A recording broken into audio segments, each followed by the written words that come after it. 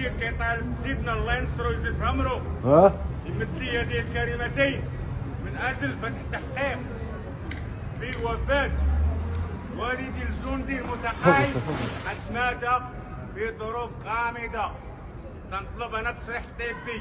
علاش؟ سمعت شي حوايج خطيرين واقعين.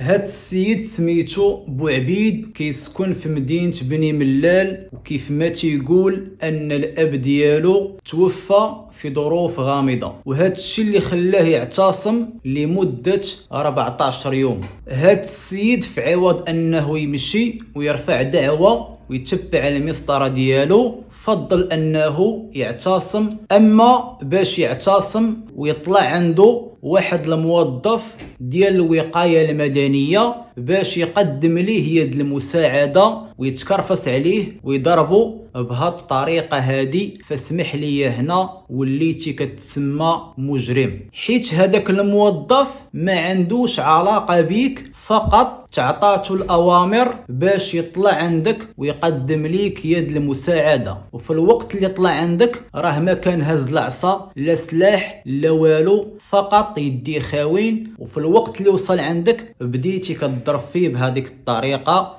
فأنا ملي شفت الفيديو قلت غالبا هذاك الموظف ديال الوقاية المدنية غادي يكون توفى، ولكن الحمد لله السيد مازال على قيد الحياة ودابا كيتلقى العلاجات ديالو. وهذا السيد اللي كان معتصم في واحد اللحظة شفت الفيديو غادي يزلق وغادي يتعلق في واحد القنبة، وحتى هو قلت غادي يكون مات، ولكن حتى هو مازال على قيد الحياة.